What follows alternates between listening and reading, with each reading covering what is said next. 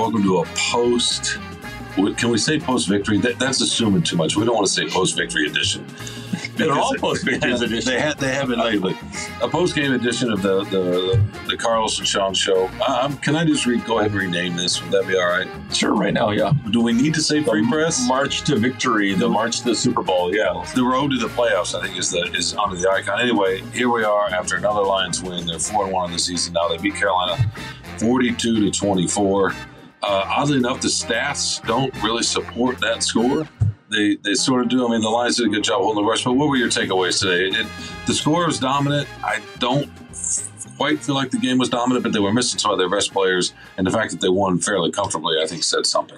I mean, what do you want? 42-24. What you doubled want? Up in yards. You want like 400 rushing yards, 500 passing yards? No, not necessarily that. But the difference in the game was the 3 turnovers, right? It's 21 points. Yeah, they played complementary football. They played well.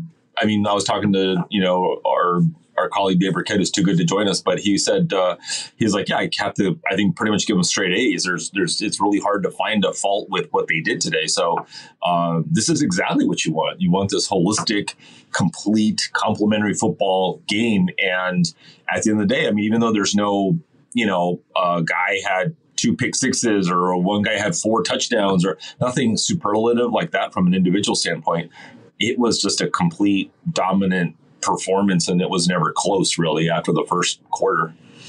Well, they got up to within a score, right? I mean, after the first quarter. Yeah, I mean, in the first quarter, then after that, they pulled away in the second, and then whatever. I don't even know what the halftime score was, but yeah. I was writing my gamer. Yeah, my column. No, they got a 1 score, and then the Lions came up with another turnover, and that just sort of ruined whatever. Not ruined, because these folks here didn't want any kind of suspense late, but that essentially ended the game. And it was interesting because you had leaned over at one point in the second half, maybe even early in the fourth quarter.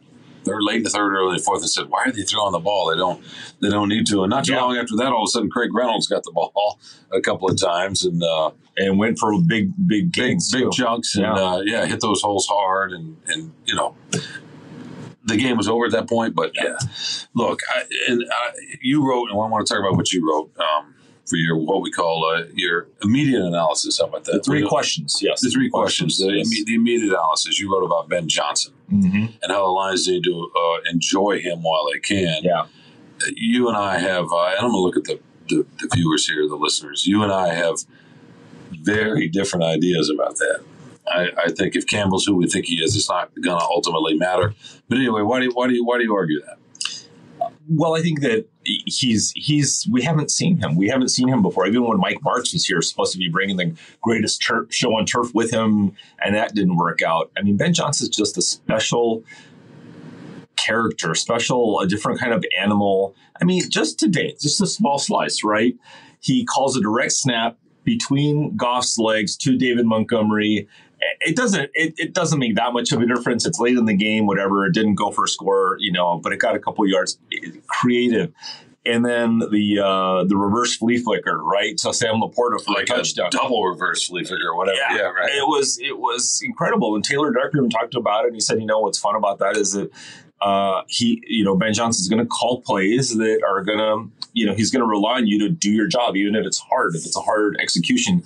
But that's kind of what they enjoy about the challenge. And it's fun to watch this offense. I mean, they're missing Ahmed-Ra St. Brown, Jahmyr Gibbs. Halapuli Vaitai has been out, although Graham Glasgow's playing pretty well. Jamison Williams just barely mixing into the game, his first game today, got a little bit of action, not much, but he was somewhat limited. And they scored 42 points. I mean, Carolina's not a good team, but still, this guy just knows how to call a game. It's special, and it's going to be different. When he gets a head coaching job this offseason, it's going to be different.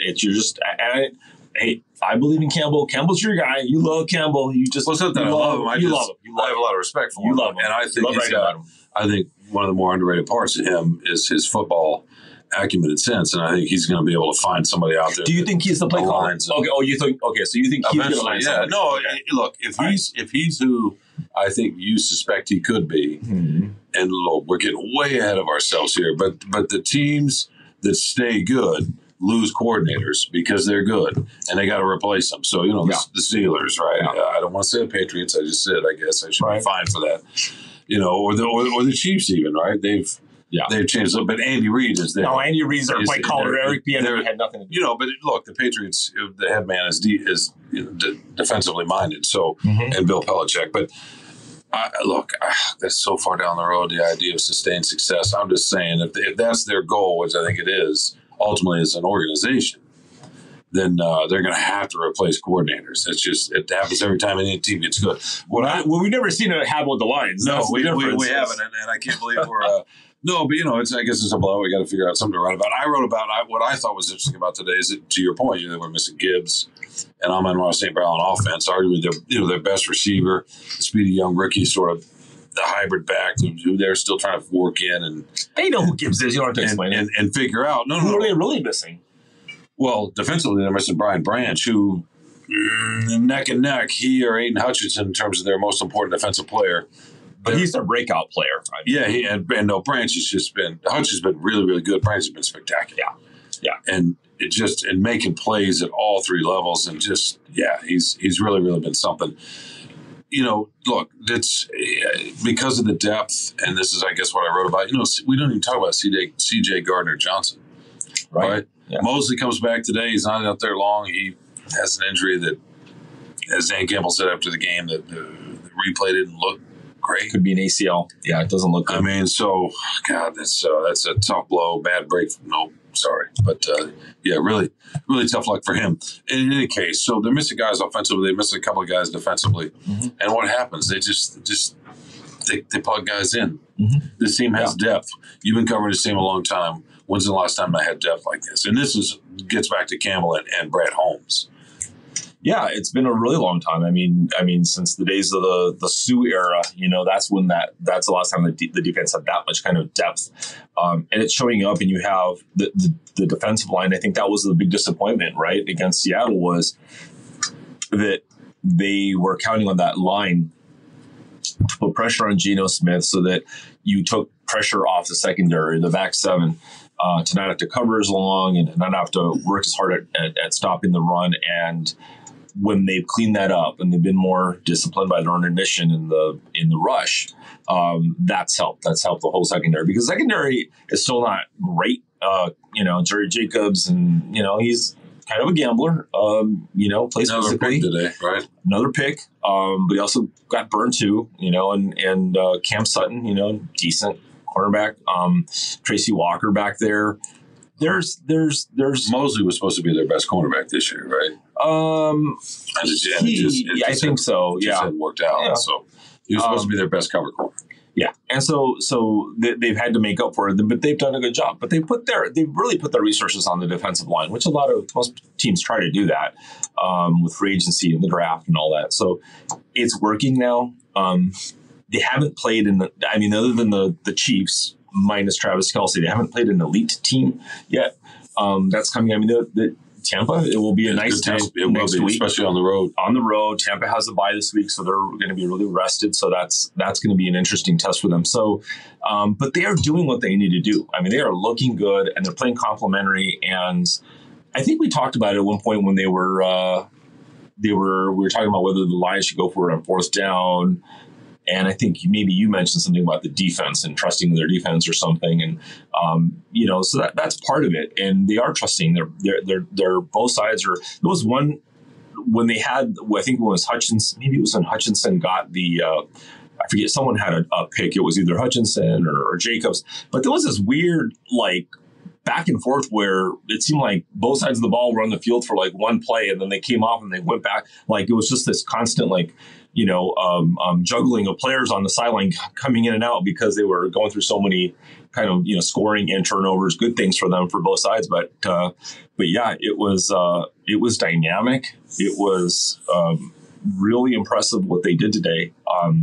You couldn't ask. Eminem was happy, Shawn. How much more? Eminem was here. How happy could you be? That's true. He was pumping his fist. Look, Carolina's winless. Yes. Plucky team. They've got some nice young pieces. That quarterback, I think, is going to be really good at some point. Bryce Young, and they got a couple. Good poise. Yeah, absolutely. They got a couple of defensive linemen who can get after it. I guess what impressed me overall. Look, you need to beat that team. You got to beat that team. Yeah. The Lions have I don't remember the last time you say, hey, they're going to beat this team despite missing a handful of their very best players. Right. And that's the thing. You were talking about defensively, they're missing Branch and so forth. Offensively, here comes Josh Reynolds, right? Khalif Raymond catches a couple of balls. Yeah. Brock Wright catches 3 balls. Not for a lot of yards, but he hadn't been targeted. Marvin Jones, who hadn't got a ball since Kansas City, he got a couple of balls. Yeah. One of them was a first down catch, and those things matter. Sam Laporta was his usual self, a couple of more touchdowns. But that's the thing. Ben Johnson, Dan Campbell, the roster that Holmes has built, you're missing your best weapon offensively. And Jahmyr Gibbs, who's I think got a chance to be, by the end of the season, a pretty good weapon. And they don't miss a beat, and they shouldn't. That's what good teams do against Carolina. Now, will they miss them against Tampa, or as the competition gets better? Yeah, you need Brian Bench and you need Amon-Ra St. Brown.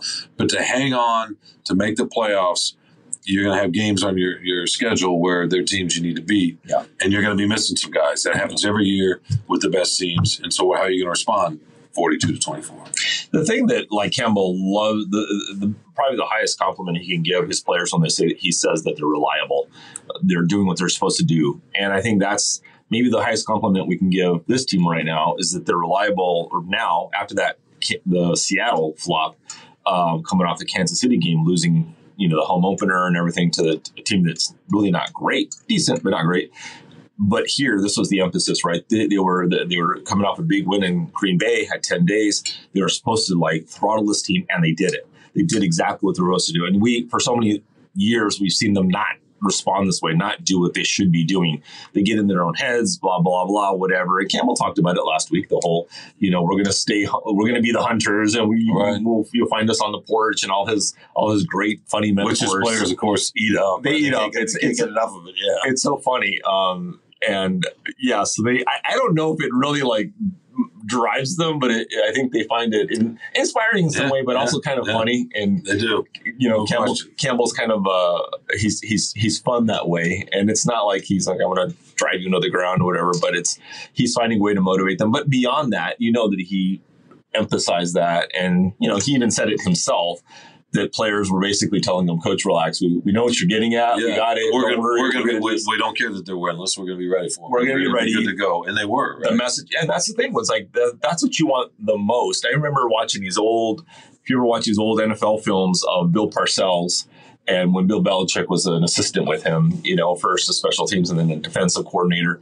And Parcells was constantly kind of micromanaging, and Belichick would say, "We got it, Bill. We got it. We've already talked about this, And I think that reminded me a little bit of maybe what the players are telling Campbell, we got it, Coach." Well, yes, Campbell's a Parcells guy, right? I mean, and he's a Parcells guy to some extent, yeah. A little bit, yeah. A little bit. And he's not Bill Parcells. Well, he's maybe the modern incarnation in some way of Bill Parcells. Yeah, close as you can get these days. A little less snark, a little less. He doesn't Parcells would come down into the media room at Giant Stadium and talk to the reporter. It was a different era, but Campbell's kind of as close as you can get to that these days, as far as his connection with people and the media. Well, speaking of Campbell, after the game, he said, "Hey, we can play with anybody. I'm not worried about that." And that's a big statement. It is a big statement, I mean, Taylor Decker and an emotional.